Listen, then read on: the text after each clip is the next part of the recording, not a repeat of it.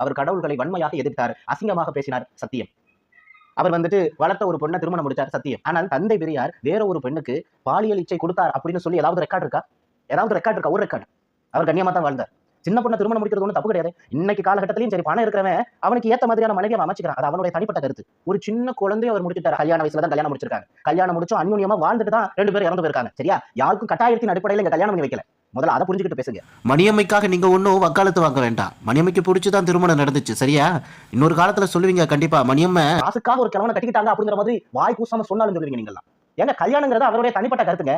அவருடைய பெட்ரூம்ல உங்களுக்கு என்ன வேலை? அந்த நடி இப்ப வரைக்கும் பேட்டி கொடுக்குறதுல அந்த பெண் இதை விட ரொம்ப மோசமா பேசுது. நீங்க நல்லவரா இருந்தா, யோக்கியமான ஆளா இருந்தா, இந்த மாதிரியான விஷயத்துக்கு நேர்மையான ஒரு பதில கொடுத்துருக்கணும். என்னமோ ஒரு வார்த்தையில போ டேஸ் கீழே முடியும், ஓகே, அந்த வார்த்தையெல்லாம் சொல்லி ஒரு டஸ்மேஷ் நீங்க பண்ணிருக்கீங்க. அதெல்லாம் நாங்க பார்த்தோம். நீங்க தந்தை பெரியார பேசுறதுக்கு தகுதி இல்லை. அவர் சின்ன பொண்ணை கட்டினாலும் கண்ணியமா வாழ்ந்தாப்பா. ஒருத்தனுக்கு ஒருத்தியா, ஒருத்திக்கு ஒருத்தனை தான் வாழ்ந்ததா வரலாறு இருக்கு. இன்னொரு பெண்ணை தேடி இச்சைக்காக போய் வாழல.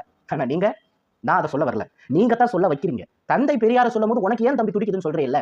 இன்னைக்கு நான் சொல்றேன் கேட்டுக்க. இந்த ஒத்துக்கிட்டாலும் ஒத்துக்காட்டாலும் உண்மையிலேயே பெண் சுதந்திரத்தை பத்தி, பெண் கல்வியை பத்தி, ஜாதி ஒழிப்புல அவருடைய பங்கு அதிகம் அதிகம் இருந்தது மட்டும் சத்தியம். குலக்கல்வியை பத்தி எல்லாம் பத்தி அவர் தான் எதிர்ப்பு தெரிவித்தார். நல்ல விஷயங்களை அவர் செய்தார். அவர் நினைச்சிருந்த ஆட்சியில் அமர்ந்திருக்க முடியும். ஆனா அவர் அதற்கு விரும்பல. தன்னை முழுமையாக ஒரு தேசியவாதியாகத்தான் அவர் உணர்ந்து கொண்டாரே தவிர எந்த இடத்திலும் பதவிக்காக ஆசைப்பட்டு பெரியாராக அவர் இருந்ததாகவே இல்லை. நீங்க தப்பா நினைச்சுக்கிட்டு பேசுறீங்கப்பா. முதல் உங்கள் பேச்சில நிறைய முன்னுக்கு பின் முரண் இருக்கு. அதை முதல் திருத்திக்கிங்க. தந்தை பெரியாரை பத்தி நீங்க தப்பா பேசுறீங்களே.